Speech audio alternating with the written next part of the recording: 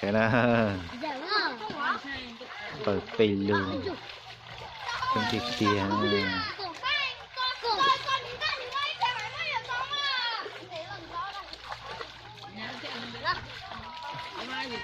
mà có thông chè mình gì đây đó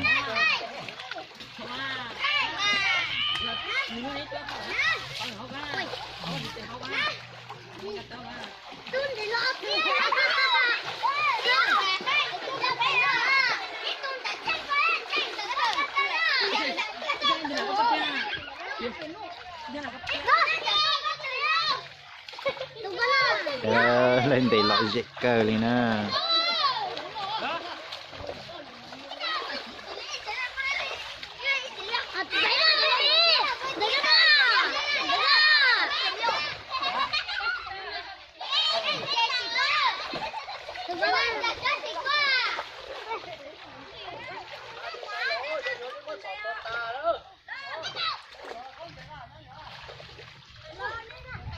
cho nên cho con này là cho cái chung của chị này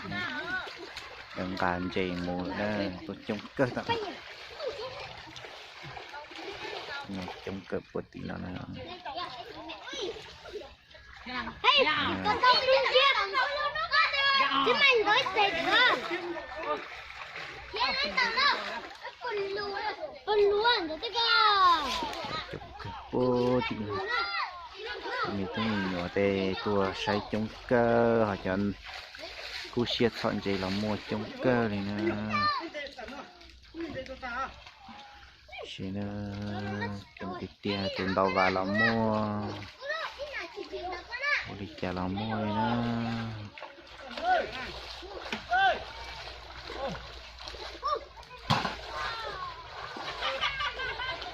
cú xiết cờ kia này nè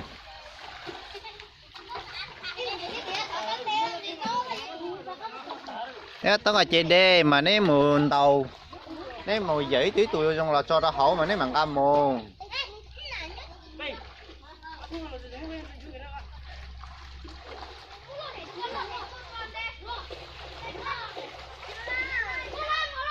đấy chơi mình chỉ đi đó hả nó chế hình tùa nè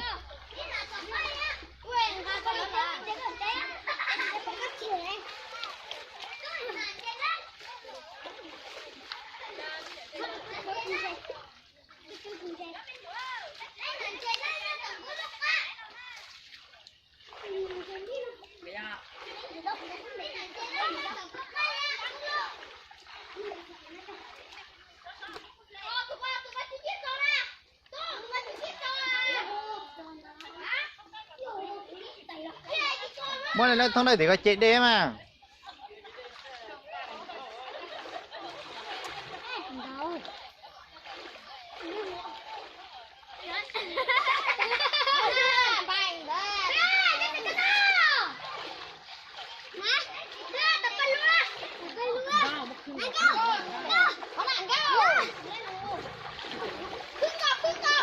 tao mà cho tao tu con cho tiền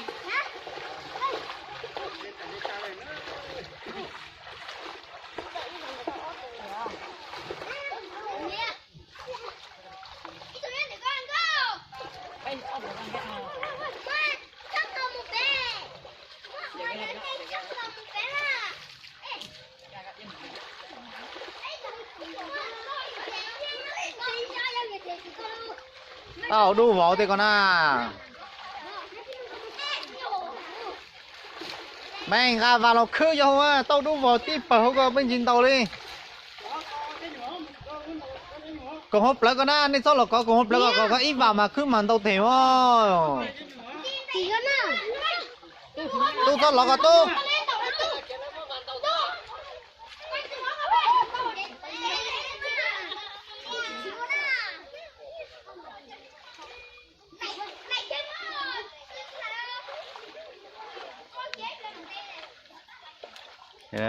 ta hồng gì chịu đừng đọt đú vào này này con này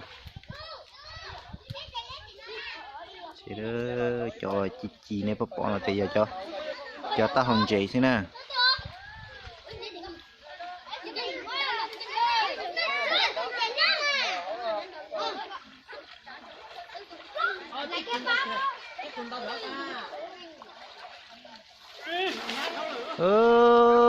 Nhìn mà màn tàu cơn cầu đi nè.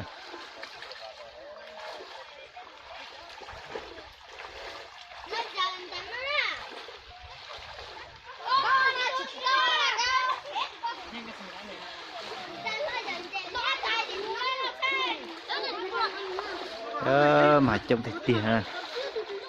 Okay.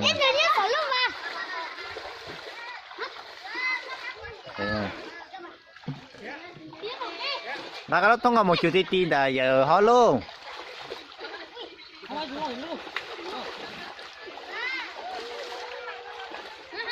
Cả lúc vàng cả chỉ tàu lên nữa.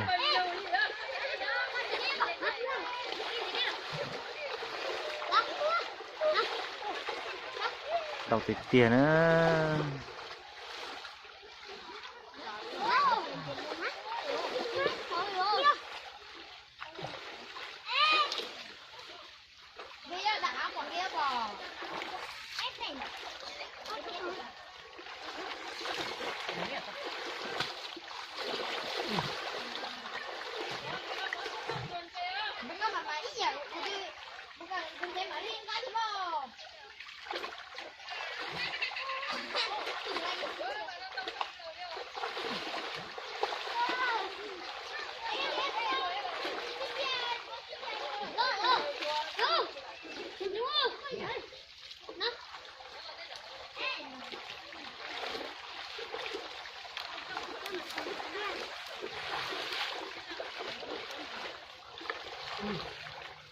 Nên để chỉ lên họ lên số à, để chủ tàu đâu đu vào đây còn nên để chỉ lo họ lên.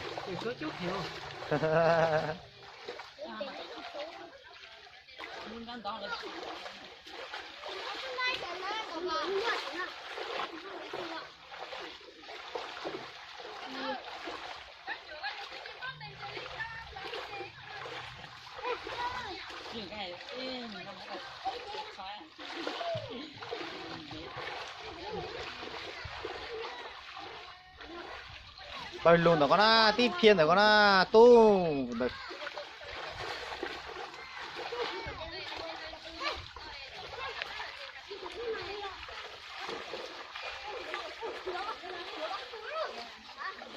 Chọn chế lọ chế cơn cầu đi nó, cho không gì nữa.